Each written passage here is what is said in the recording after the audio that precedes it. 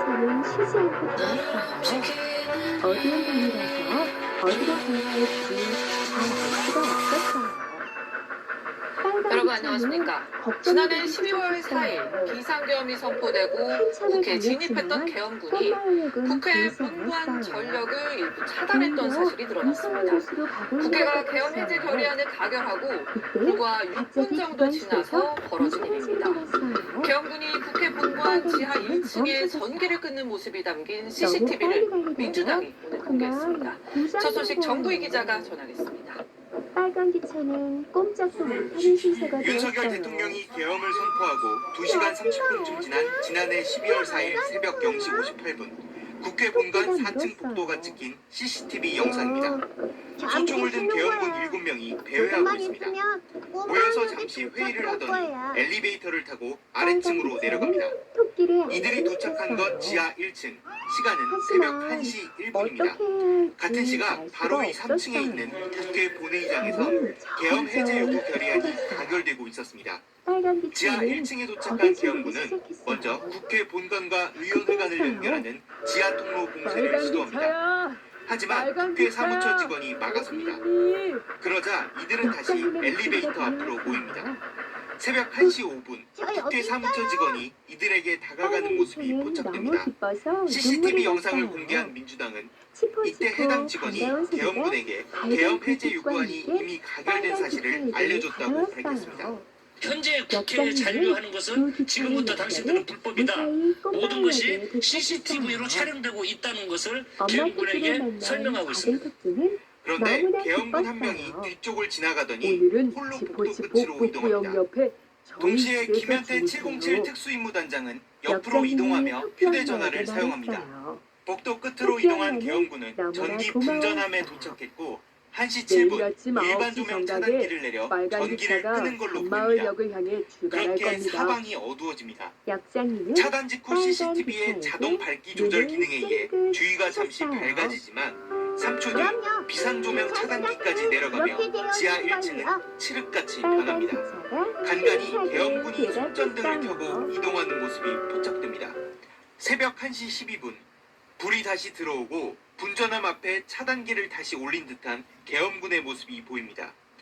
국회가 계엄 해제 결의안을 의결한 6분 뒤 국회 지하 1층은 그렇게 5분 38초간 단전됐습니다. SBS 정구입니다. 당시 계엄군이 조금 더 빨리 전기를 끊었다면 국회가 계엄 해제 결의안을 처리하지 못했을 수도 있었다고 민주당은 밝혔습니다. 실제 단전 논의는 해제안이 통과되기 전부터 이루어지고 있었죠. 여기에 윤석열 대통령 측은 윤 대통령이 단전을 지시한 적도 없고 단전 논의도 출입 통제를 위한 거였다고 반박했습니다. 계속해서 박지은 기자가 보도합니다. 민주당 소속 국정조사특위 의원들은 문제의 CCTV 영상을 공개하면서 계엄군의 국회 본관 지하 1층 단전을 국회 마비 시도라고 규정했습니다. 이게 5분만 빨리 특임대가 쓸쓸하게 고개를 떨구고 단전 집으로 조치를 향하던 취했다면 현진 멀찌감치 당시 햇빛에 비상계엄 해제 반짝이는 결의안을 무언가를 처리 발견했어요. 못할 수도 있었던 계엄군의 단전 논의 시간이 국회 계엄 해제 결의안이 의결되기 배지 같아 불과 보이는 10분 전이라고 강조했습니다. 요리조리 살피던 당시 현진 국회 본관에 있었던 김현태 전 707 특수임무단장은 헌법재판소에서 계엄 해제 의결 10분 전쯤 단전 지시를 받았다고 그러자 증언했습니다. 현진의 가슴 속에서 00시 50분에 통화한 기록이 있습니다. 전기라도 뭐 차단하는 방법 없겠냐 말씀하셔서 한번 찾아보겠다. 그러면서 지하 1층으로 이동했습니다. 예, 알겠습니다. 국회에 진입했던 특전사령부의 현장 지휘관들도 비슷한 시각 전기를 끊을 수 없냐는 내용의 전화 통화를 했다고 특수본은 수사 결과에 담기도 했습니다. 박종근 전 특수사령관은 헌재에서 윤 대통령으로부터 인원들을 끄집어내라는 지시를 받은 뒤 단전 논의가 나왔다고 증언했습니다. 그래서 현장에 있는 지휘관들과 두근거리는 마음을 안고 공포탄을 쏴서 들어가야 되나? 집으로 향했지요. 그때였어요. 전기를 끊어서 못하게 해야 되나? 이런 부분들에 대한 논의를 했었고 학교 앞에서 박 전 사령관은 다만 훨씬 진한 윤 재료로 대통령이 빵을 만들어 단전을 파는 지시한 건 아주 아니라는 유명한 증언도 작가요. 덧붙였습니다. 윤 대통령 법률 대리단은 오늘 입장문을 통해 단전 논의는 국회 통제 임무를 수행하기 위한 것이었다며 민주당이 엉뚱한 사실로 윤 대통령이 마치 지시한 듯 선동한다고 아이들에게 반박했습니다. 건강한 음식을 만들어 특히 국회 가셔야죠. 분전함이 각 층별로 30여 곳 있는데 죄송합니다, 통장님. 계엄군이 본회의장과 관련 없는 아이들이 지하 이 1층으로 음식을 내려간 건 먹고 병이 의결 나면 방해와는 무관함을 어떡하실 보여준다고 거예요? 덧붙였습니다. 마음에만 당시 담아두고 단전 조치가 입 밖으로 국회의 내뱉지 의사진행을 못하던 방해할 말들이 의도였는지 속사포처럼 단순 통제 튀어나왔어요. 임무였는지 규명이 필요해 보입니다. SBS 박지현입니다. 현이는 자신의 귀를 의심했어요. 오늘 공개된 CCTV가 윤 대통령 탄핵 심판에는 어떤 영향을 주게 될지 법조팀 백은 기자에게 좀 더 물어보겠습니다. 이번 한 번만 봐주세요. 자, 백 기자, 상당히 중요한 영상으로 보이는데 탄핵 심판 막바지에 공개가 됐습니다. 예, 그럼요. 한병도 민주당 내란 국정조사 특위 간사는 현이는 이렇게 그동안 설명했습니다. 답답했던 마음이 한 국회 번에 뻥 단정과 뚫린 게 관련된 가벼워진 제보가 느낌이었어요. 뒤늦게 접수가 됐고 지난주 금요일에서야 영상이 확보됐다 이렇게 설명을 했습니다. 네. 다만 이 영상이 윤 대통령 정말 탄핵 경찰관에게 심판에 영향을 주기 위해서는 발걸음도 증거로 솔직하게 채택이 돼야 걸었어요. 됩니다. 근데 영상이 늦게 확인되면서 아직 증거 신청이 이루어지진 않았습니다. 국회 측이 이제 정말 증거를 신청할 가능성이 정말 현재는 좀 예쁘게 높습니까? 생겼구나. 이 국회 의결 방해와 관련돼 채택된 증거가 이미 많아서요. 네. 별로 막바지이기 때문에 보들보들 추가할지 여부는 좀 아기 지켜봐야겠습니다. 그렇군요.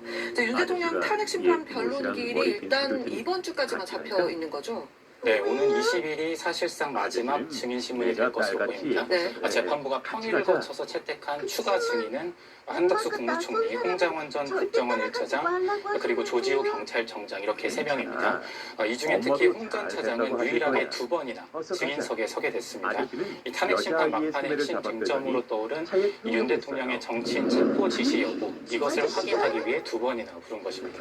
앞서 조태용 국정원장은 홍 전 차장이 주장한 이 비상계엄 당시 동선이 CCTV 기록과 일치하지 않고 또 홍 전 차장이 이 체포 명단이라고 주장했던 그 메모가 여러 차례 수정됐다. 그렇기 때문에 신빙성이 의문이 강하게 제기된다. 이런 주장을 했거든요. 이 홍 전 차장도 메모 내용은 처음부터 일관됐고 이 국정원 전체 CCTV를 보면 자신의 증언이 진실이라는 것이 드러날 것이다. 이렇게 맞서고 있습니다. 이 때문에 이 메모 작성 경위를 두고 치열한 공방이 예상됩니다. 저 홍장원 전 차장은 그렇고 이 한덕수 총리, 그다음에 조지호 경찰청장한테는 뭘 더 확인하는 겁니까? 네, 한 총리는 윤 대통령 측이 신청한 증인입니다. 윤 대통령 측은 계엄 전에 야당의 횡포로 사실상 국정이 마비 상태였다고 주장할 걸로 보입니다. 하지만 한 총리는 이미 국회에서 여러 차례 계엄에 반대했다고 증언을 했고 또 계엄 전 국무회의가 사실상 간담회 수준으로 판결이 있었다라고 주장을 했습니다. 때문에 윤 대통령이 원하는 답변을 내놓을지는 미지수입니다.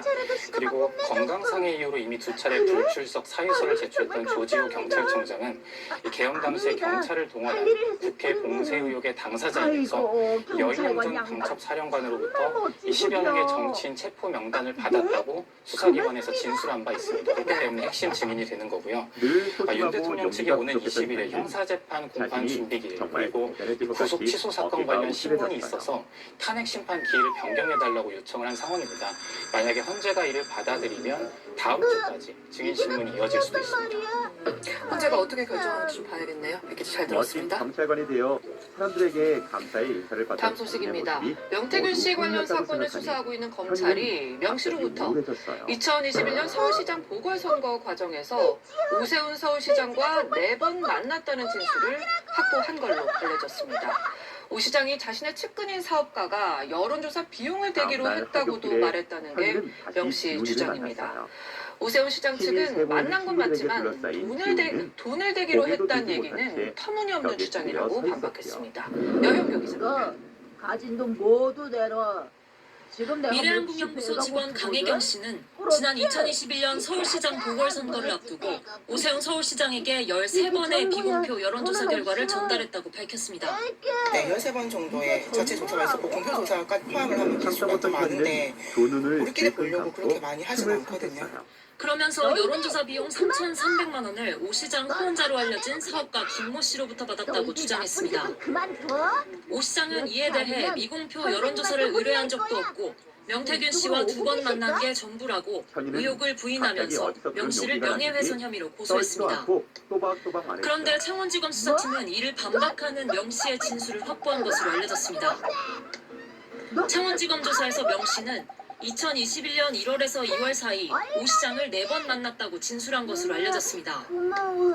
또 오 시장이 정치자금법 위반 때문에 여론조사 비용에 돈을 쓰지 못해 사업가 김모 씨가 돈을 대기로 했고 김 씨에게 2천만 원을 빌리러 간다고 말했다고 진술한 것으로 전해졌습니다. 당시 오 시장이 경선 경쟁자였던 나경원 의원이 앞서는 여론조사 결과가 나오자 자신을 서울로 불러 여론조사를 의뢰했다는 게 명 씨 주장입니다. 오 시장 측은 SBS에 1월에 만난 건 맞지만 명 씨가 이기는 방법을 알려주겠다며 터무니없는 여론조사를 들고 와서 관계를 끊었다고 명 씨 주장을 전면 부인했습니다. 사업가 김모 씨가 돈을 대기로 했다는 진술에 대해선 터무니없는 주장이라며 사실 확인을 위해 하루빨리 조사를 해달라고 덧붙였습니다. SBS 여영규입니다. 훌륭한 경찰관이 될 거라고 다짐했다. 명태균 씨 관련 의혹이 결국 비상계엄을 앞당긴 거다. 비상계엄의 방아쇠가 됐다고 민주당은 주장했습니다. 국민의힘은 명태균 특검을 관철하기 위해서 민주당이 근거 없는 이른바 뇌피셜로 얘기하고 있다고 맞섰습니다. 이 소식은 김상민 기자가 전하겠습니다. 매일 하루 10분. 이 방법으로 민주당은 이른바 명태균 게이트가 계엄 사태의 방아쇠라며 명태균 특검이 윤석열 대통령의 계엄 동기를 밝힐 핵심이라고 주장했습니다. 명태균의 황금폰이 세상에 공개될 경우 자신과 김건희가 치명상을 입을 것을 알고 있었고 그것을 막기 위해 비상계엄을 선포했다는 것입니다. 내일 창원지검이 중간 수사 결과를 발표할 걸로 알려진 가운데 민주당은 오는 27일 국회 본회의에서 특검법을 표결하겠다는 방침입니다. 국민의힘은 민주당이 내란 프레임의 약효가 떨어지니 명태균 특검법을 관철하기 위해 허무맹랑한 얘기를 한다고 반발했습니다. 이제 명태균 프레임으로 소녀의 아버지도 그러한 딸을 자랑스럽게 여기고 없이 뇌피셜로 허무맹랑한 이야기를 하는 것이다. 헌법재판소 공방도 벌어졌습니다. 국민의힘은 문현배 헌재소장 대행이 최근 최재해 감사원장과 윤 대통령의 탄핵 심판에서 감정적이고 편파적이었다는 주장을 폈습니다. 또 한덕수 총리에 대한 탄핵 심판이 늦어지고 있다면서 형평성을 잃었다고도 했습니다. 무신 돌림이라고 했습니다. 고들을 헌법재판관들께서는 오랫동안 본인의 감정과 이념에 휘둘리지 않고 민주당은 재판 진행 절차는 헌법재판관 8명의 평의를 통해 결정되는 거라며 헌재 흔들기를 멈추라고 맞섰습니다. 국민의힘에서 사법체계 전체를 지금 흔들고 있어요. 있을 수 없는 일이라고 생각이 되고요. 여야는 상속세 문제로도 충돌했습니다. 이재명 민주당 대표는 국민의힘이 소수 자산가에게만 이익이 되는 최고 세율 인하를 고집해 수도권 중산층을 위한 공제 한도의 상향을 못하고 있다고 주장했고 국민의힘은 상속세는 초부자만의 문제가 아니라며 특권 감세로 몰아가는 건 전형적인 국민 갈라치기라고 반박했습니다. SBS 김상민입니다. 기만을 향을 숨지게 한 교사가 복직을 하면서 원래 맡았던 학급의 담임을 다시 하게 해달라고 수차례 요청한 사실이 드러났습니다. 이 요청은 받아들여지지 않았죠.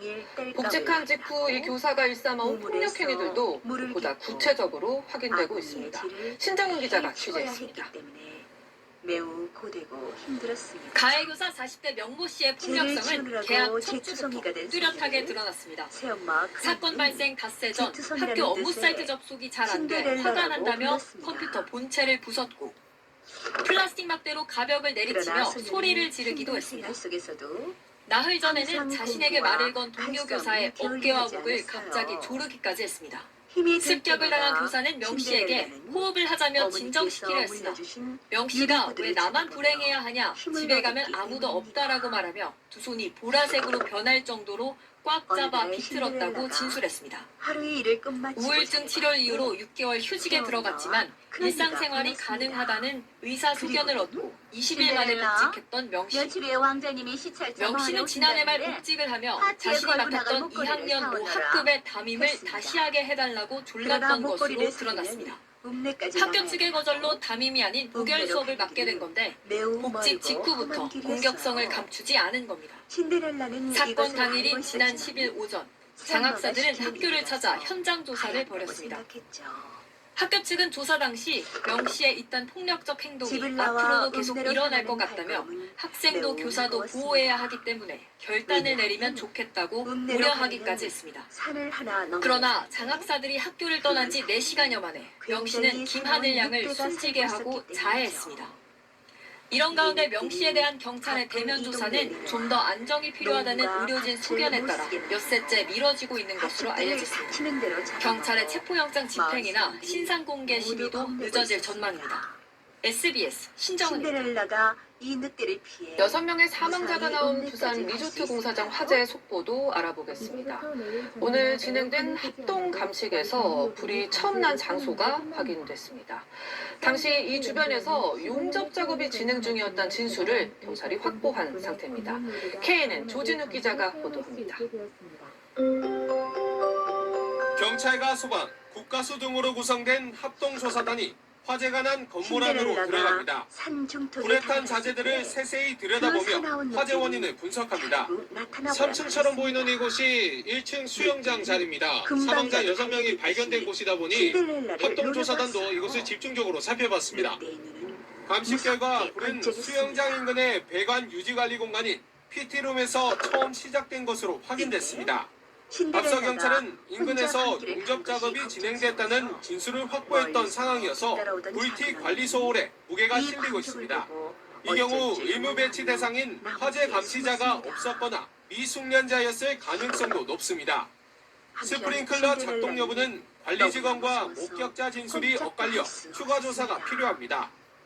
경찰은 숨진 6명의 부검을 통해 정확한 사인을 밝힐 예정입니다. 작업하시는 데 있어가지고 인원이 부족하시다 보니까 인력 사무실에서 오신 분들도 있어요. 하청업체 대표도 이 사람이 우리 업체 직원이다 라고 확인이 잘 안 되는 상황입니다. 경찰은 시공사인 삼정기업 등에 대한 압수수색을 진행해 위법 사항을 수사할 방침입니다. KNN 조진욱입니다. 당 대표직에서 물러난 뒤 정치 복귀 시점을 두고 여러 얘기가 나오던 한동훈 국민의힘 전 대표가 오늘 직접 메시지를 냈습니다. 책을 쓰고 있고 머지않아 찾아뵙겠다고 했습니다. 박찬범 기자입니다. 지난해 12월 16일 계엄 사태 발생 13일 만에 당 대표직에서 물러난 한동훈 전 국민의힘 대표. 영문을 자명하던 한 전 대표는 사퇴한 지 딱 2달 된 오늘 정치 복귀를 예고했습니다. 한 전 대표는 SNS에 지난 2달 동안 많은 분의 말씀을 경청하고 성찰의 시간을 가졌다며 책 한 권을 쓰고 있다는 자신의 근황을 알렸습니다. 이어 머지않아 찾아뵙겠다라는 말로 공개 행보가 임박했음을 내비쳤습니다.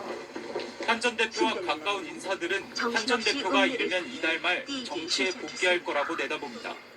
한 친한계 인사는 헌법재판소의 탄핵 결정 한 달 전쯤 다시 움직일 생각을 하고 있었다며 그의 시간표대로 움직이고 있는데 한 전 대표는 상식적인 보수의 구심점을 만들고 싶어 한다고 전했습니다. 집필 중인 책엔 정계 입문 이후 상황에 대한 회고와 윤석열 대통령의 계엄 선포에 대한 비판, 그리고 윤 대통령과의 과거 사연들도 담길 것으로 보입니다. 한 전 대표의 정치 복귀가 임박했다는 소식에 국민의힘 친윤계에선 못마땅한 분위기가 읽힙니다.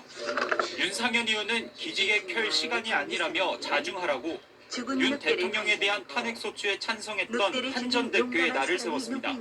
SBS 박찬범입니다.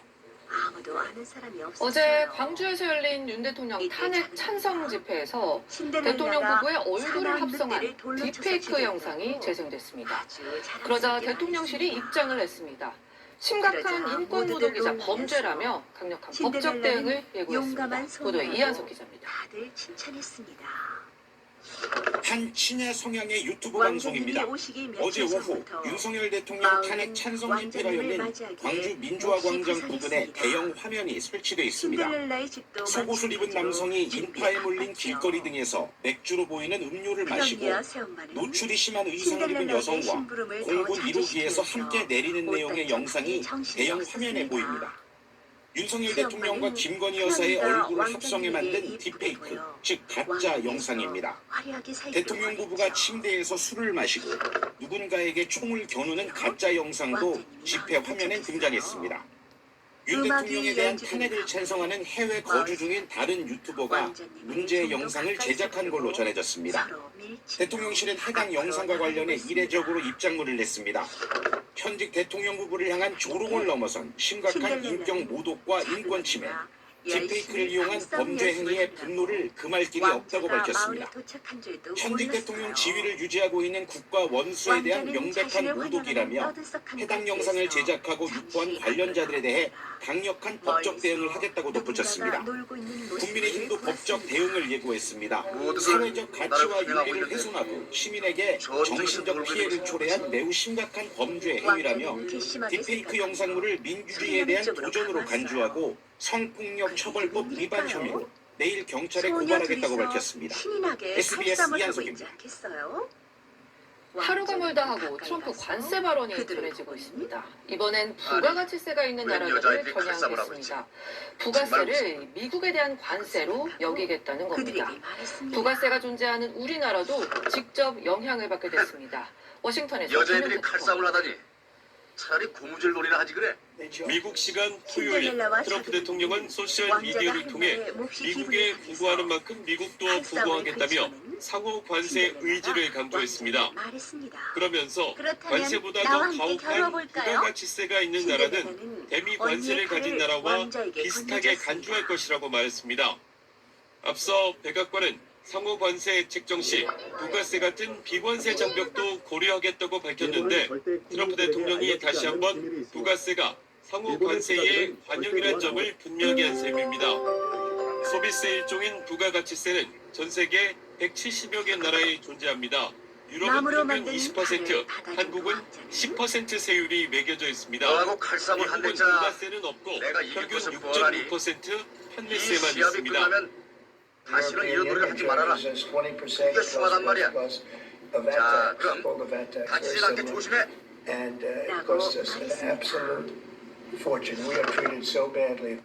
FTA로 대미 관세가 거의 없는 한국도 부가세율이 미국 판매세율보다 높다는 이유로 상호 관세의 대상이 될 가능성이 커졌습니다. 다만 유럽 등 외국에 비해선 낮은 편입니다. 우리에겐 상호 관세 세부 내용이 정해지는 4월 1일까지 협상의 시간이 남아 있습니다. 당장 월요일부터 사령부 박종원 통상차관보가 워싱턴을 찾아 미 정부 측 인사들을 만날 예정입니다. 부가세가 관세 전쟁 핵심으로 떠오른 가운데 미국 기업 아마존이 이탈리아에서 1조 8천억 원대 부가세 탈세 혐의를 갖고 있는 것으로 알려져 눈길을 끌었습니다. 워싱턴에서 SBS 김용태입니다. 이 관세 문제가 어제 열린 한미 외교장관 회담에서도 논의되긴 했지만 우리의 우려를 전하는 데 그쳤습니다. 그래도 한국의 대통령 권한대행 체제에 대한 미국의 신뢰는 재확인했는데요. 트럼프 2기 정부가 출범하고 처음 열린 이번 한미일 회담의 의미를 최재형 기자가 짚어봤습니다. 근처의 풀밭에 앉아 독일 민헨 안보회의를 계기로 우리 시각 어젯밤에 열린 한미일 외교장관 회의. 45분 동안 진행됐는데 트럼프 2기 행정부 출범 이후 한미일 외교수장의 만남은 처음입니다. 회의 직후 북한의 완전한 비핵화에 대한 확고한 의지를 재확인하고 대북 제재 유지 등 긴밀한 정책 공조를 위한 노력을 강화하기로 했다고 밝혔습니다. 앞서 어젯밤 한미 외교장관 회담에서도 양국이 앞으로 대북 정책을 수립하고 이행하는 과정에서 긴밀하게 공조하기로 했는데 이른바 한국 패싱, 즉 한국 배제 우려가 다소 덜어졌다는 분석입니다. 트럼프 2기 행정부에서 북한 문제를 다룰 때 있어서 한국의 목소리가 적극적으로 반영될 수 있는 그러한 계기가 된 것이 아닌가 싶습니다. 미 국무부는 별도 보도자료에서 루비오 국무장관이 최상목 대통령 권한대행에 대한 신뢰를 재확인했다고 언급하기도 했습니다. 트럼프 대통령 취임 27일째로 최 대행과 트럼프 대통령의 전화통화가 아직 안 이뤄진 가운데 외교부 관계자는 미국이 최대행 체제와도 협력하겠다는 메시지라고 평가했습니다. 양국 장관은 트럼프 정부가 대미 무역 흑자국 등을 겨냥해 밀어붙이는 관세 문제도 논의했습니다. 우리 측은 관세 적용 문제를 한미가 긴밀히 협의해 서로 이익이 되는 해법을 찾자는 뜻을 전했고 미국 측은 관계부처가 잘 협의하게 하자고만 답했습니다. 한편 한미일 외교장관은 타이완이 적절한 국제기구에 참여하는 걸 지지한다는 데 뜻을 같이 했습니다. 중국의 반발 가능성에 대해 외교부는 타이완이 국가성을 인정하지 않는 기구에 참여할 가능성을 거론한 것이라며 확대 해석을 경계했습니다. SBS 최정입니다. 비렌에서 진행 중인 우크라이나전 종전 협상은 삐걱거리는 모습입니다. 뭐가 문제가 되고 있는지 현장에 곽상은 특파원 연결해서 물어보겠습니다. 자, 곽상은 특파원, 미국이 제시한 이 협정 초안에서 젤렌스키 대통령이 뭘 문제 삼고 있는 겁니까? 네, 젤렌스키 대통령이 미국의 광물협정 초안에 대해 말한 내용부터 들어보시죠. There are no very concrete things about security guarantees in this document that for me is very important. 네, 미국이 우크라이나에 히토류 지분 50%를 요구하는 협정 초안을 건넸는데 이 문서에 정작 우크라이나 안보보장은 포함되지 않았고 그래서 서명할 수 없었다고 밝힌 겁니다. 젤렌스키 대통령은 미국이 우크라이나 현실을 더 잘 이해하길 바란다며 답답함을 토로했습니다. 젤렌스키 대통령은 협상에 유럽도 참여하기를 이제 바라고 있는데 미국은 지금 이것도 받아들이지 않고 있는 거죠? 멧돼지도 지지 않았습니다. 마침내 네, 우크라이나와 유럽의 줄기찬 요구에도 켈로그 미 특사는 협상 테이블에 유럽의 자리는 없다고 선을 그었습니다. 사자와 멧돼지는 있는 힘을 다해 That's me at the table. You have an ability in there. I have input. We're really to engage partners 서로 with you. 외치며 달라붙어 싸웠습니다. 그러나 양쪽 유럽 국가들은 마크롱 프랑스 대통령의 제안으로 내일 긴급 대응 방안을 논의할 걸로 알려졌습니다. 유럽은 빠진 채로 미국과 러시아, 우크라이나 측이 참여하는 3자 회담이 사우디아라비아에서 열릴 거다 이런 보도가 나왔던데요. 다시 시작하자. 네, AFP 통신이 미국 당국자를 인용해 보도한 내용인데요. 다만 젤렌스키 대통령은 미국, 유럽과 공동 전략을 세운 뒤에야 푸틴과 마주 앉을 수 있다는 입장이어서 회동이 실제 이뤄질지 그 경우 어떤 급에서 어떤 수준의 논의가 이뤄질지는 지켜봐야 할 것 같습니다. 지금까지 미넨 안보회의 현장에서 전해드렸습니다. 다 지어놓긴 했는데 분양은 안 된 주택 물량이 10여 년 만에 가장 많은 걸로 나타났습니다. 특히 지방에 이런 악성 미분양 매물이 쌓이고 있습니다. 현장을 엄민재 기자가 취재했습니다. 경기도 평택시 화양지구의 한 아파트 공사 현장입니다. 에미콘 차량이 쉴 새 없이 드나들고 있습니다. 하지만 지난해 12월 기준으로 999가구 가운데 분양된 건 161가구에 불과합니다. 반도체 특수와 교통망 확충 기대 속에 이렇게 짓고 있는 아파트가 주변에 10여 곳 더 있습니다. 주변 단지도 상당수가 미분양인 사정은 크게 다르지 않습니다. 경기도 전체 미분양 12,900여 가구 가운데 3분의 1인 4천여 가구가 평택에 몰려 있습니다. 지역에는 공포감이 확산하고 있습니다. 분양됐어도 1,000만 원씩 분양가를 주고도 평소의 경우를 합당하게 오는 7월 대출 규제 강화를 앞두고 아예 계약금을 포기하는 경우도 있다고 합니다. 사장님, 겨울엔 너무 평소의 사장님을 못마땅하게 상인들도 걱정이 큽니다. 그래서 나중에는 지금보다는 낫겠지 않은 생각을 하고 있지만 사장님은 시대를 모양입니다. 지방은 더 심각합니다. 지난해 12월 전국 미분양 주택은 7만여 가구로 한 달 전보다 7.7% 늘었는데 수도권을 제외한 지방 비중이 75%에 달합니다.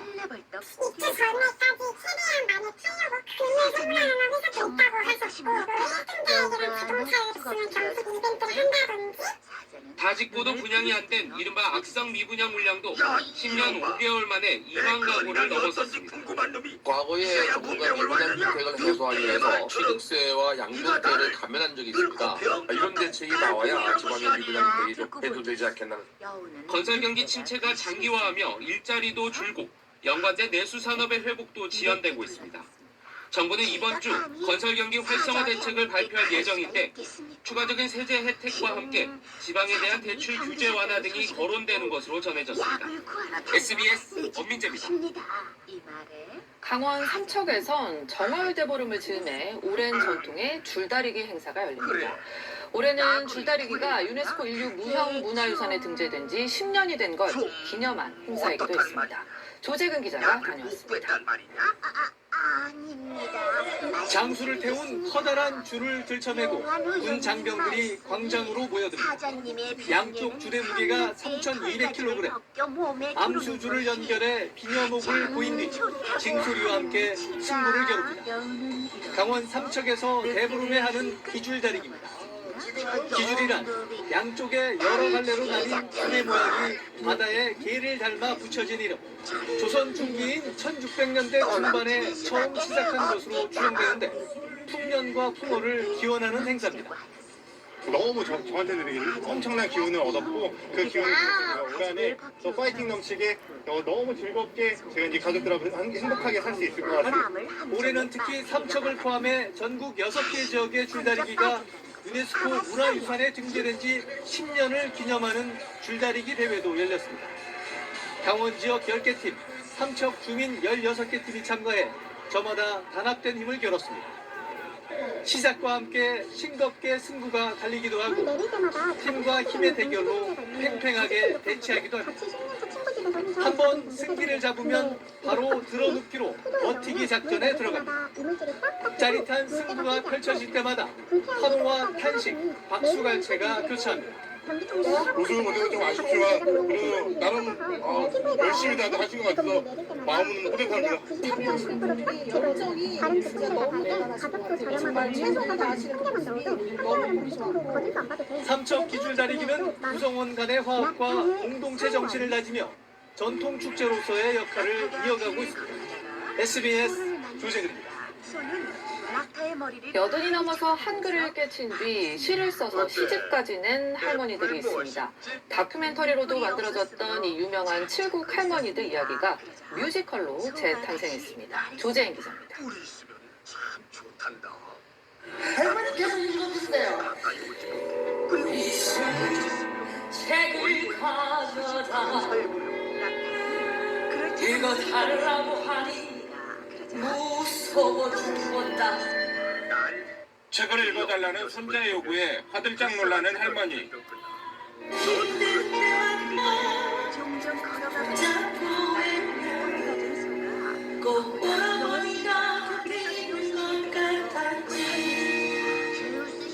차별한 남편과의 첫사랑의 기억을 담담히 풀어내는 할머니.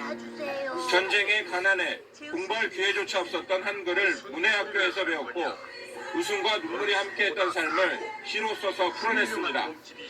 중학교 국어 교과서에 실리기도 한 칠곡 할머니들의 시가 이번엔 뮤지컬 노래가 됐습니다. 에세이 오지게 재밌게 나이든과 다큐멘터리 칠곡 가시나들을 바탕으로 만들어진 창작 뮤지컬입니다. 화려하게 멋지게 꾸미고 하는 것보다는 그 시의 힘을 어떻게 하면 오롯이 편안하게 전달드릴 수 있을까, 있는 그대로를 솔직하게 전달드릴 수 있을까가 가장 큰 저의 고민이었고요. 할머니들의 사연은 젊은 배우들에게도 공감을 자아냈습니다. 슬픈 일은 하나도 없었거든요.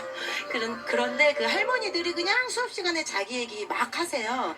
숫자 동그라미 몇 개인지 몰라서 돈 계산하는 거 힘들어했던 얘기 막 하시는데 배우들만 뒤에서 막 우는 거예요.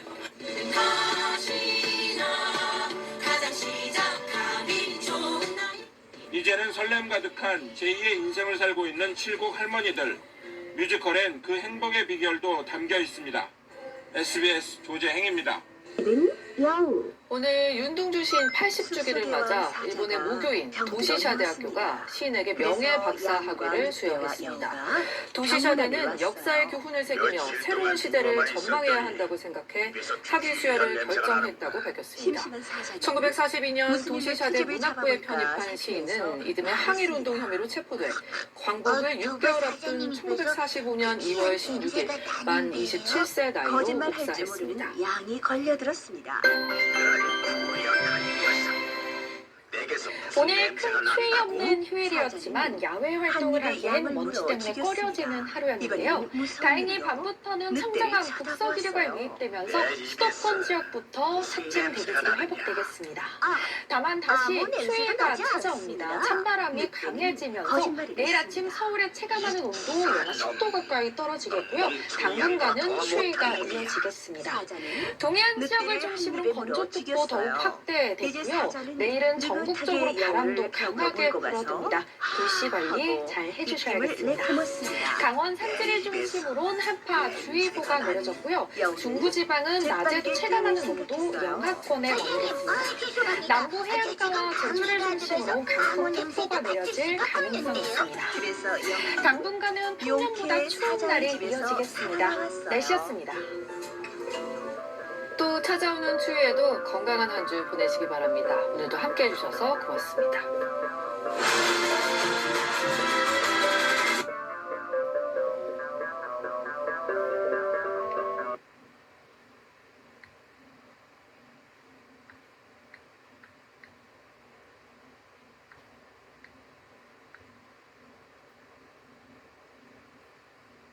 아기 다람쥐와 너구리.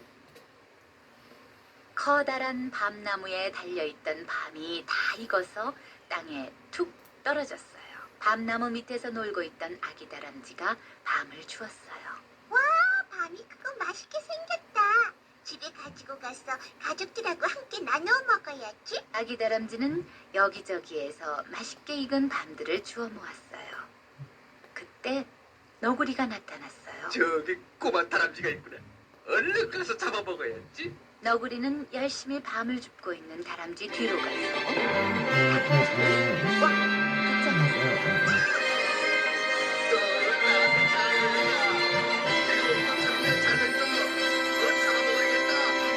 깜짝 놀랐어요. 그리고 겁이 났어요. 여러분 안녕하십니까? 휴일 9시 뉴스입니다. 한미 외교장관 회담이 열렸습니다. 트럼프 2기 행정부 출범 이후 처음입니다. 양국은 동맹의 굳건함을 확인했습니다. 북한의 완전한 비핵화란 목표도 확인했습니다. 첫 소식 조빈나 특파원입니다. 밤을 불에 구워 먹으면 아주 맛있어요. 트럼프 2기 정부 출범 후 처음 만난 한미 외교장관은 한미 동맹에 대한 신뢰부터 확인했습니다. 조태열 장관은 대미 투자 성과 등을 부각하며 최적의 동맹 파트너임을 강조했고, 루비오 장관은 최상목 대통령 권한 대행에 대한 신뢰와 동맹의 굳건함을 강조했습니다. 한미는 북한의 완전한 비핵화 목표도 확인하고 북한 문제에 대한 긴밀한 협의도 약속했습니다. 특히 미국은 트럼프 대통령이 한국을 건너뛰고 북한과 거래하는 것 아니냐는 한국 패싱 우려에 대해 한국을 안심시키는 데 주력했습니다. 한국은 미국의 관세 조치에 대해서도 입장을 전달했습니다. 한미 동맹 강화, 대북 공조, 한미일 협력 확대에 대한 한미일 일치된 방향성을 재확인하시며 앞으로 이를 토대로 한미 양국 간 고위급 소통이 더욱 긴밀해지리라 봅니다. 이어진 한미일 외교장관 회의에선 북한의 완전한 비핵화 목표가 공동성명의 문서로 공식화됐습니다. 공동성명엔 타이완의 적절한 국제기구에 의미 있는 참여에 대한 지지도 담겼는데 중국을 견제하려는 미국의 의지가 반영된 걸로 풀이됩니다. 조태열 장관은 위넨 안보회의 연설을 통해서 한미 동맹을 업그레이드하면서 중국과 관계를 개선할 수 있다고 했습니다. 다만 안보 이슈에 있어선 중국의 요구를 수용해 할 수 있는 일에는 한계가 있다고 말했습니다. 위넨에서 KBS 뉴스 조빈나입니다. 트럼프 미국 대통령이 이번엔 부가세를 문제 삼고 있습니다. 미국엔 없는 부가세를 미국산에 매기는 건 관세나 마찬가지란 겁니다. 부가가치세는 우리나라를 포함해 170여 개 나라에 있습니다. 미국엔 부가세가 없습니다. 대신 대부분의 주 정부가 소비세를 부립니다. 소비세는 최종 소비 단계에서 한 번 부과됩니다. 반면 부가세는 유통 과정마다 붙습니다. 약간의 차이는 있지만 결국 소비자가 부담한다는 건 같습니다. 자, 그렇다면 트럼프 대통령이 부가세를 거론하는 그 속내는 뭘까요? 박일종 특파원이 전하겠습니다. 이때 밤 껍질에 얻어맞은 트럼프 대통령은 상호 관세 부과 방침을 밝히는 자리에서 부가가치세를 불공정 무역 관행의 주요 예시로 지목한 바 있습니다. Well, they charge us tariffs. European Union has a VAT tax which is through the roof. Okay, it's a similar thing. 추가로 자신의 소셜미디어에 올린 글에선 부가세가 관세보다 더 가혹하다고도 했습니다. 유럽연합 EU 국가들의 부가세율 17%에서 27%가 최대 10%를 약간 넘는 미국 각주의 소비세율보다 높다는 점에 불만을 표시한 것으로 보입니다. 우리나라도 부가세율이 10%로 미국 대부분 지역보다 높습니다. 하지만 부가세는 한 나라 안에서 판매되는 모든 상품에 부과되는 만큼 수입산에 대한 차별이라고 보기 어렵습니다. This is a list of things that will give Trump an excuse to impose whatever tariff he feels like imposing on anybody he feels like imposing it on. 트럼프는 또 모든 무역 장벽의 비용을 정확하게 계산할 수 있다고 했지만 이 역시 현실적으로 쉽지 않습니다. Essentially, it means we're trying to broadly match the tariffs between two countries. That turns out to be quite tricky because, we import and export quite dissimilar products. 결국 관세율 결정에 경제 외적인 요소가 개입될 가능성이 크다는 건데 그만큼 협상 능력이 중요해질 수밖에 없을 것으로 보입니다. 뉴욕에서 KBS 뉴스 박일중입니다. 트럼프 정부가 우크라이나에게 히토류의 지분 절반을 달라고 요구했다는 언론 보도가 나왔습니다. 안보를 보장받고 싶으면 경제적 대가를 치르란 트럼프식 거래 방식이란 말이 나옵니다. 우크라이나는 거부 의사를 밝혔습니다. 양민효 기자. 트럼프 미국 대통령이 히토류 얘기를 꺼냈을 때 우크라이나의 반응은 나쁘지 않았습니다. They have great rare earth, and I want security of the rare earth. And they're willing to do it. 젤렌스키 대통령은 광물 협정을 통해 미국의 장기적 군사 지원과 함께 경제 투자도 기대했습니다. 그런데 트럼프의 협상 카드는 예상과 달랐습니다. 협정 조안에서 히토류 지분의 50%를 요구했는데 지금까지의 군사 지원에 대한 대가를 내란 겁니다. 앞으로의 안보 보장에 대해선 뚜렷한 설명이 없었습니다. 대신 미국의 자산이 우크라이나에 있으면 러시아가 공격하지 못할 거라는 논리를 폈습니다. 우크라이나는 거부 의사를 밝혔습니다. 안보도 투자도 미국 측에 확실한 보장이 없다는 겁니다. There are not very concrete things about security guarantees in this document that for me is very important. 우크라이나는 첨단 산업에 필수적인 히토류뿐 아니라 티타늄과 리튬, 흑연 등 주요 광물이 풍부합니다. 히토류를 통해 우크라이나로부터 경제적 보상을 뽑아내려는 트럼프식 협상 기술. 우크라이나의 안보는 유럽에 떠넘기면서도 정작 협상 테이블에선 유럽을 배제하려는 것도 마찬가지입니다. 유럽이 반발하는 가운데 미국 루비오 장관 등은 러시아, 우크라이나와 곧 사우디아라비아에서 만날 예정입니다. KBS 뉴스 양민희입니다. 트럼프 대통령의 압박 카드 중엔 의외의 것도 있습니다. 먼저 최근 발언을 보겠습니다. 호랑이는 꼬리를 낚아챘어요. I terminated the ridiculous and incredibly wasteful Green New Deal. I call it the Green New Scam. 기후 위기는 거짓이고 친환경 정책도 사기란 주장입니다. 실제로 파리 기후 협약을 탈퇴하기도 했고 전기차 우대 정책을 없애기도 했습니다. 이런 트럼프 정부가 정책 기조와는 사뭇 다른 이른바 탄소세 도입을 검토하고 있습니다. 탄소를 많이 내뿜는 기업에 벌금처럼 매기자는 세금입니다.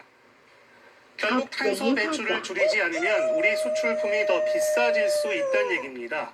제2의 관세가 될 수도 있습니다. 대비가 필요하겠죠. 김지숙 기자가 현장을 돌아봤습니다. 겉보기엔 큰 차이가 없지만 일반 콘크리트가 아닙니다. 일명 저탄소 콘크리트. 1세제곱미터에 200kg 넘게 들어가는 시멘트를 절반 수준으로 줄였습니다. 대략 한 2만 4천 톤의 이산화탄소가 발생이 됩니다만 약 10,000톤의 이산화탄소를 저감할 수 있고요. 우리나라의 온실가스 배출량을 보면 산업 부문이 가장 많은 비중인 38%를 차지했습니다. 철강, 시멘트, 석유화학 비중이 높기 때문입니다. 뒤집어서 보면 탄소 저감의 기회 산업이기도 합니다. 발전업계도 그런 사례입니다. 큰 탑처럼 보이는 이 설비, 석탄 발전에서 나오는 탄소를 잡아줍니다. 포집된 탄소는 탄산음료 제조 등에 쓸 수 있습니다. 이런 기술들은 수익성과도 직결됩니다. 유럽은 내년부터 탄소 배출량에 따라 일종의 관세를 내게 할 예정인데 국내 업계 부담이 8조 원 이상일 거란 분석도 있습니다. 탄소 저감 기술이 없으면 한국 수출품이 더 비싸진다는 뜻입니다. 기후위기는 사기라던 트럼프 정부도 탄소세 도입 방침은 유지하고 있습니다. 스콧 베센트 재무장관은 지난달 인사청문회에서 관세 프로그램의 일부가 될 수 있는 아이디어라고 말했습니다. 제2의 관세처럼 활용할 수 있음을 시사한 겁니다. 부탄소 전환을 통해서 이제 기술 개발이 이루어지고 나면 이제 새로운 녹색 시장이라든지 이런 시장이 형성이 되잖아요. 우리나라도 이를 활용한 신시장을 선점하는 방향으로 세계 기후테크 시장은 2032년 200조 원대로 전망됩니다. 친환경 기술 경쟁에서 섣불리 발을 빼선 안 될 이유입니다. KBS 뉴스 김지수입니다. 최근 미국에선 조류 인플루엔자 확산으로 달걀 가격이 폭등하고 있습니다. 달걀 사재기까지 벌어지는 가운데 직접 닭을 기르는 가구가 늘고 암탉 대여 업체까지 등장했습니다. 김혜주 기자입니다. 대형마트를 찾은 사람들이 앞서서 달걀을 여러 박스씩 구입해갑니다. 매장 바깥엔 달걀 구입 대기줄도 생겼습니다. 조류 인플루엔자 확산으로 최근 달걀 가격이 폭등한 미국에서 벌어지는 풍경입니다. 미국 내 달걀 12개 한 판 가격은 지난달 기준 4.95달러. 1년 전에 비하면 2배 가까이 올랐습니다. 달걀 한 알 가격이 우리 돈 600원에 육박하는 겁니다. 품귀 우려까지 나오자 가정에서 직접 달걀을 조달하겠다며 닭을 구매하는 사람들도 늘었습니다. Está muy caro, muy caro. Y entonces a lo mejor sale más barato comprando gallinas y criándolas. 이들을 겨냥한 암탉 대여 서비스도 등장했습니다. 작은 닭장 하나와 닭 2마리를 빌려주고 반년 뒤에 반납하는 방식입니다. 이를 통해 일주일에 8개에서 14개의 달걀을 얻을 수 있다지만 효율적인 선택인지에 대해서는 의견이 갈립니다. 닭 모이값 등 추가 비용이 드는 데다 닭장을 관리하는 노동력도 더해져야 하기 때문입니다. From a dollars and cents standpoint, it probably doesn't work. But I think there's a lot of non-monetary benefits from this that people enjoy. You take some pride in producing this yourself. 미국 내 달걀 가격이 향후 1년간 20%가량 더 오를 거라는 전망이 나오는 가운데 달걀 품귀 현상을 겪는 일부 지역에서는 달걀 수송 트럭을 노린 도난 사건이 발생하기도 했습니다. KBS 뉴스 김혜주입니다. 초반 같던 날씨가 다시 한겨울로 돌아갑니다. 내일 출근길 체감 온도가 영하 10도 안팎까지 떨어지고 이번 주 내내 추위가 이어진다고 합니다. 특히 동해안 지역은 매우 건조해서 산불 걱정이 커지고 있습니다. 김민경 기상전문기자입니다. 이 농부는 낮에는 밭에서 초봄 같은 날씨에 어린아이들도 모처럼 도심 속 공원 산책길에 나섰습니다. 오늘 서울의 한낮 기온은 9.7도, 시민들의 옷차림도 한결 가벼워졌습니다. 추위가 주춤하는 새 초미세먼지 농도가 짙어져 낮 한때 평소의 4배까지 높아지기도 했습니다. 이 같은 날씨는 밤새 급변합니다. 북서쪽에서 다시 찬 대륙고기압이 확장하고 있어 초미세먼지는 찬바람에 쓸려가고 기온은 밤새 큰 폭으로 떨어지겠습니다. 내일 아침 서울의 기온은 영하 4도, 부산도 0도까지 내려갑니다. 찬바람이 강하게 몰아쳐 출근길 체감온도는 대부분 영하 10도 안팎까지 떨어지겠습니다. 강원 산지에는 다시 한파주의보가 내려졌습니다. 추위의 기세는 쉽사리 누그러지지 않고 이번 주 내내 이어질 전망입니다. 우리나라 동쪽 기압계는 정체되는 가운데 북서쪽에서는 대륙고기압을 통해 지속적으로 한기가 내려오며 추위가 길게 이어지겠습니다. 찬 북서풍이 산맥을 넘으며 동해안 지역은 더 건조해지겠습니다. 건조주의보는 내륙까지 확대됐고 일부 지역은 건조경보로 강화됐습니다. 기상청은 모레까지 바람이 매우 강하게 불겠다며 작은 불씨가 대형 산불로 이어질 수 있는 만큼 각별한 주의를 당부했습니다. KBS 뉴스 김민경입니다. 작업자 6명이 숨진 부산 리조트 신축 공사장 화재 원인을 규명하기 위한 합동 정밀 감식이 진행됐습니다. 숨진 작업자들이 발견된 리조트 B동 1층에 있는 배관 주변에서 불이 시작된 것으로 확인됐습니다. 최휘재 기자가 취재했습니다. 저희 나이팅게일은 최적 경찰과 소방, 국립과학 수사연구원 관계자들이 리조트 건물 안으로 들어섭니다. 숨진 작업자들이 발견된 곳은 실제 3층 높이의 리조트 비동 1층. 농부는 들은 채 오전 10시 30분 시작된 현장 감식은 사망자가 발생한 지점을 중심으로 2시간가량 진행됐습니다. 저녁 때 경찰은 이번 감식을 통해 비동 1층 배관 관리실 내 배관 주변에서 불길이 처음 시작된 것으로 확인했습니다. 당시 현장에서는 배관 용접 작업이 진행 중이었는데 용접 불티가 주변에 있던 가연성 내장재에 옮겨 붙었을 것으로 추정됩니다. 경찰은 또 현장에서 작업자들의 것으로 추정되는 휴대전화와 안전모, 조끼 등 유류물 10점도 수거해 분석 중입니다. 고운 소리가 나오지 않았습니다. 화재 당시 스프링클러 등 소방 안전시설물 작동 여부 등도 이번 감식을 통해 밝혀질 것으로 보입니다. 부산고용노동청은 시공사인 삼정기업과 하청업체를 상대로 중대재해처벌법 위반 여부도 수사 중입니다. 숨진 노동자는 모두 하청업체 소속으로 파악됐지만 일용직도 포함돼 정확한 소속을 찾기 어려운 상태입니다. 인원이 부족하시다 보니까 인력 사무실에서 오신 분들도 있어요. 하청업체 대표도 이 사람이 우리 업체 직원이다 라고 확인이 잘 안 되는 상황입니다. 경찰은 내일 사망자 전원에 대한 부검을 실시해 정확한 사망 원인을 밝힐 계획입니다. KBS 뉴스 최유진입니다. 오늘 낮 중부 내륙고속도로 중원터널에서 연쇄 추돌 사고로 불까지 났습니다. 운전자 등 9명이 다쳤고 일대 교통이 2시간가량 극심한 정체를 빚었습니다. 사건 사고 소식 정혜주 기자입니다. 귀여운 새야, 나를 위해 어두운 터널 안 차량 사이로 시뻘건 불길이 보입니다. 검은 연기까지 자욱하게 퍼진 상황. 운전자들은 차에서 내려 상황을 살핍니다. 오늘 오전 11시 50분쯤 중부 내륙고속도로 양평 방향 중원터널에서 연쇄 추돌 사고가 났습니다. 터널 1차로에서 승용차 4대가 부딪혔고 사고 충격으로 화재가 난 겁니다. 이 사고로 운전자 등 9명이 다치거나 연기를 마셔 병원으로 옮겨졌습니다. 사고 차량 엔진 부위 쪽에서 불이 활활 타고 있었어요. 인명피해가 다소 발생할 수 있을 것 같다는 긴박한 상황이어가지고 그래서 전면 차단했고 차량 화재는 30여 분 만에 꺼졌지만 후속 사고가 2건 이어지며 이 일대엔 극심한 정체가 2시간가량 이어졌습니다. 그 중간에서 정체가 되는 바람에 우왕좌왕했죠. 비상도로로 해가지고 유턴해서. 그러자 농부가 경찰은 정체 구간에서 차들이 속도를 줄이지 못해 사고가 난 것으로 보고 정확한 경위 등을 조사하고 있습니다. 주택 창문으로 검은 연기가 끊임없이 나옵니다. 오늘 오후 1시 50분쯤 서울 마포구의 한 다세대 주택에서 불이 났습니다. 그 말을 불이 나면서 연기가 좀 있더니 불길이 올라오더라고요. 이 불로 주민 2명이 다쳐 병원으로 옮겨졌습니다. 소방당국은 정확한 화재 원인 등을 조사 중입니다. KBS 뉴스 정혜주입니다. 대단한 욕심쟁이라는 것을 알았습니다. 네, 이번엔 정치권 소식입니다.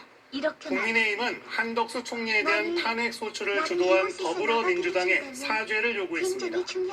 민주당 이재명 대표가 주장한 상속세 개편을 놓고 여야 간 공방이 벌어졌습니다. 이윤우 기자입니다.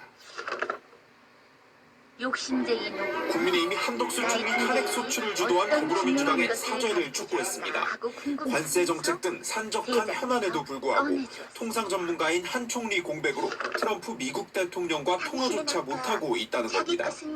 이번 주 한 총리의 탄핵 심판 첫 변론을 하는 헌재를 향해선 국회의 탄핵 소추가 위법했는지부터 판단하라고 요구했습니다. 변론을 해야 되는지 안 되는지 따져보는 권한쟁의인데 변론부터 먼저 하고 권한쟁의를 한다는 것은 순서가 뒤바뀐 것입니다.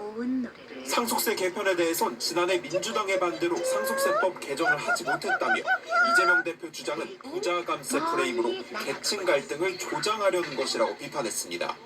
기업을 위한 최고세율 인하 역시 필요하다면서도 공제 한도 확대부터 논의할 수 있다는 입장을 밝혔습니다.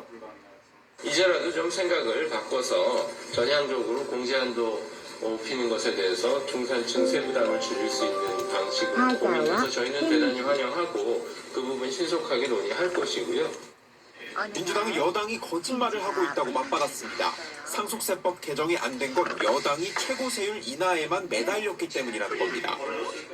국민의힘에서는 초부자 감세 쪽으로만 집중을 했었어요. 뭐 상속세율을 최고세율을 낮춘다든가 그러면 서민과 중산층은 적용될 여지가 없었죠. 또 국민의힘을 향해 헌법재판소를 그만 흔들고 헌법과 사법 질서를 지키라고 촉구했습니다. KBS 뉴스 이윤우입니다. 국민들이 불쌍히 여겨 살려주었습니다. 더불어민주당이 비상계엄 당시 국회에 대한 단전 시도가 있었다며 CCTV를 공개했습니다. 국민의힘은 허무맹랑한 이야기라고 맞받았습니다. 방준원 기자입니다. 이제 꼼짝없이 죽게 되었구나. 비상계엄 해제 요구안이 국회 본회의를 통과하고 약 5분 뒤 국회 본관 지하 1층에서 계엄군이 차단기를 내립니다. 약 5분간 전기가 끊겼는데 더불어민주당은 국회 마비작전의 실체가 드러났다며 수사를 촉구했습니다.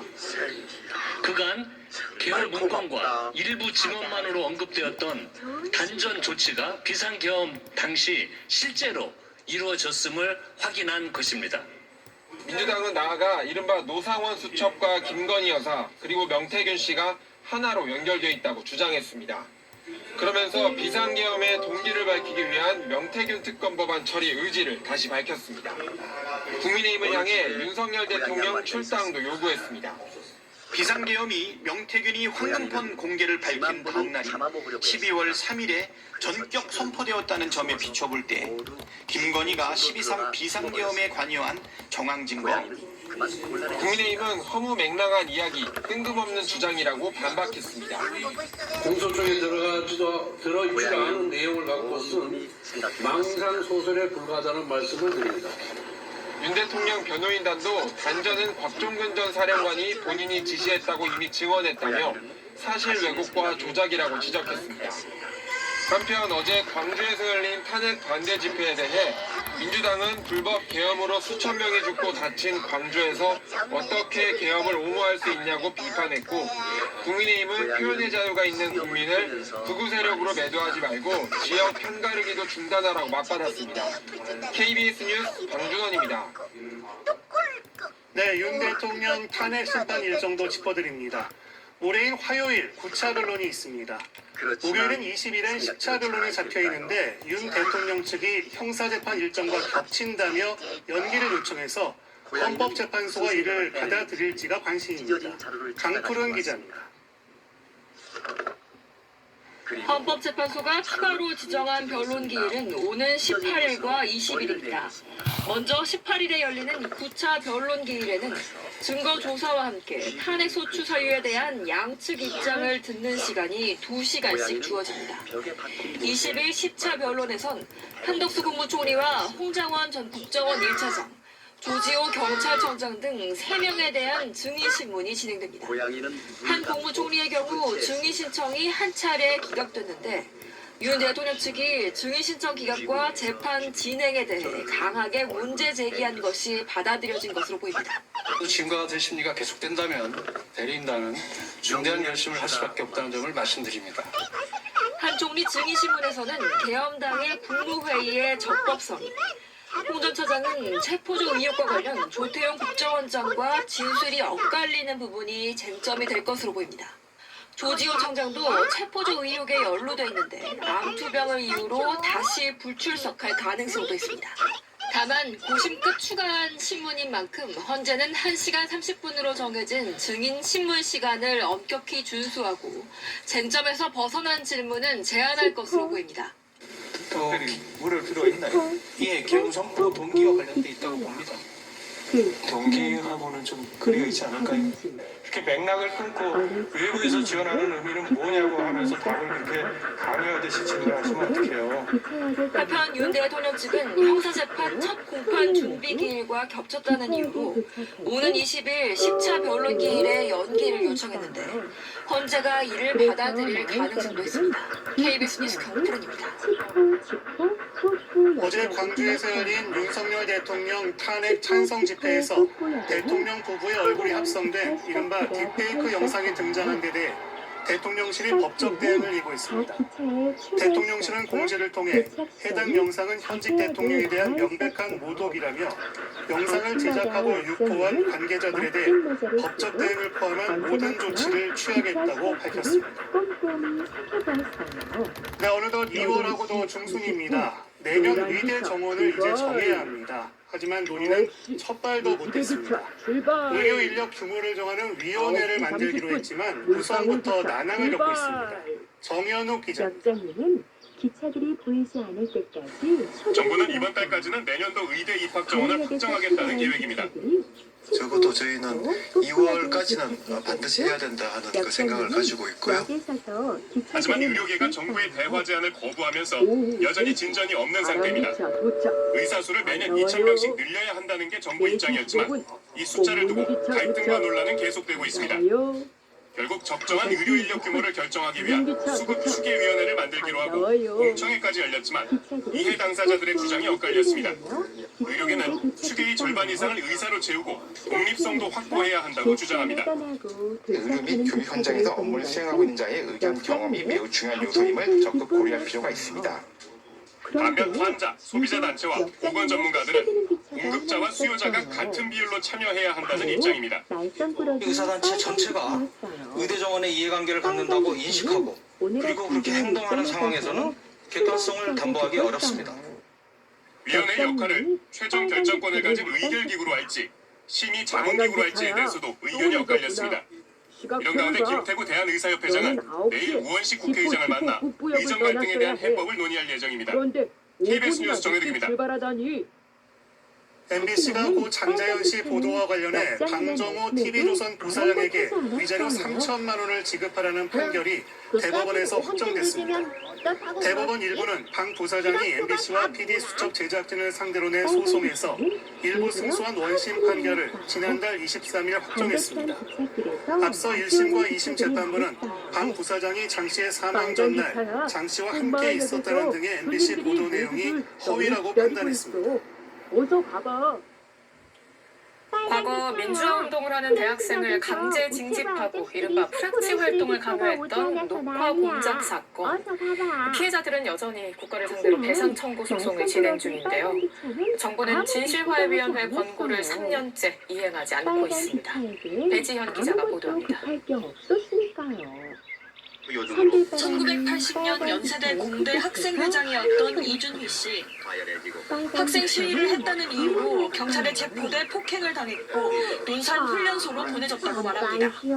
그때 많이 아프고 걷기도 좀 힘든 그런 상황이었습니다. 근데 그거를 그냥 군대를 보내더라고요. 그래도 훈련은 계속됐고 학생 운동을 하는 이들을 군대로 보내버리는 녹화 공작이었습니다.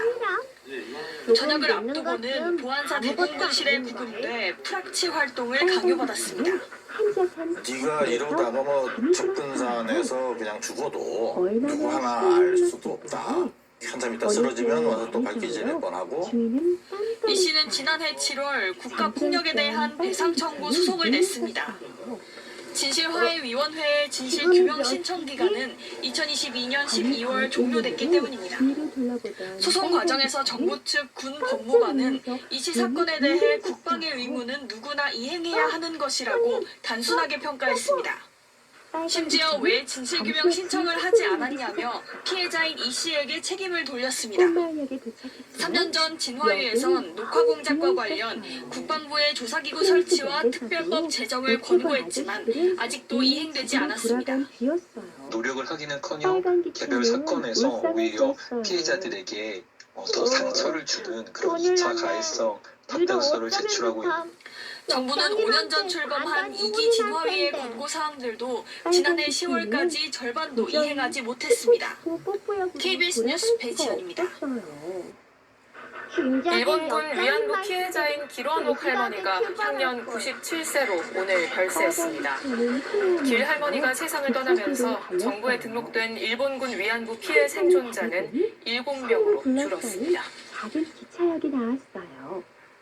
인도에서 지난달에 이어 또 압사 사고가 일어났습니다.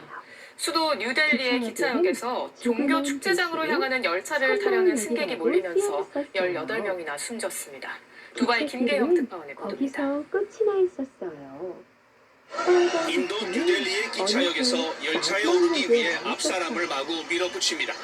입구가 막히자 창으로 아이부터 밀어넣습니다. 불과 수시간 전 같은 장소에서 인파 수천 명이 몰려 압사 사고가 났는데도 똑같은 모습이 펼쳐지는 겁니다. 이곳에선 압사 사고로 지금까지 어린이 3명을 포함해 18명이 숨졌습니다. 당시 승차장은 종교 축제장으로 가는 열차를 기다리는 사람들로 발 디딜 틈이 없었습니다. 갑자기 열차 승차장이 바뀌면서 인파가 우왕좌왕하기 시작했고 누군가가 발을 헛디딘 겁니다. इसी दौरान फोटो और बेड से जो सीढ़ियां प्लेटफॉर्म की तरफ आती हैं, इस पर एक पैसेंजर के फिसलने की वजह से उनके पीछे जो पैसेंजर थे वो उसकी चपेट में आ गए और एक दुखद घटना घटी। तो ये 인도에서는 지난달 13일부터 세계 최대 종교 행사인 힌두교의 마하쿰부 축제가 열리고 있습니다. 지난달 말에는 입욕 행사장 주변에서 압사 사고로 30명이 숨졌습니다. 두바이에서 KBS 뉴스 김계영입니다. 오늘은 독립운동가 윤동주 시인이 29살의 나이로 일본의 형무소에서 순국한 지 80주년이 되는 날입니다. 윤 시인이 체포 당시 다녔던 일본의 대학교에서 오늘 윤 시인에게 명예 박사학위를 수여했는데 지켜주지 못했던 미안한 마음을 담은 것이라고 합니다. 도쿄 황진우 특파원입니다. 잘 알 수가 없었어요. 청년 윤동주는 1943년 7월 일본 교토에서 체포됐습니다. 조선인 유학생들이 무력 봉기를 통해 조선 독립 분위기를 조성하려 했다는 혐의였습니다. 당시 윤 시인은 교토의 도시자 대학에서 영문학을 공부하던 중이었습니다. 그를 기려 교내에 설치된 시비 앞에는 언제나 윤 시인을 기억하려는 발길이 이어집니다. 世界をきれいに見ている目とか大切に見ている目っていうのがすごくやっぱり特別で 1년 7개월의 수감 생활에 건강이 악화된 윤 시인은 광복을 불과 반년 앞두고 1945년 2월 16일 순국했습니다. 순국 80주기를 맞아 도시자 대학은 윤 시인에게 명예 문화박사 학위를 수여했습니다. 주어진 길을 같이 걸어가면서 하늘을 우러르며 한 점 부끄럼 없는 삶을 살아가는 것이 이분의 영원의 다른 길이라 생각합니다. 대학 측은 당시 윤동주 시인을 지켜주지 못했던 미안한 마음을 담은 결정이라고 설명했습니다. やっぱり機会を与えないといけなかったにもかかわらず、その彼がですね、求めたことを実現させてあげることができなかったわけですよね。 올해 광복 80주년이자 한일 수교 60주년이 되는 해, 과거를 직시하면서 미래를 함께 보는 노력이 한 걸음씩 이어지고 있습니다. 도쿄에서 KBS 뉴스 황진우입니다. 무사히 꽃마을역에 도착했어요.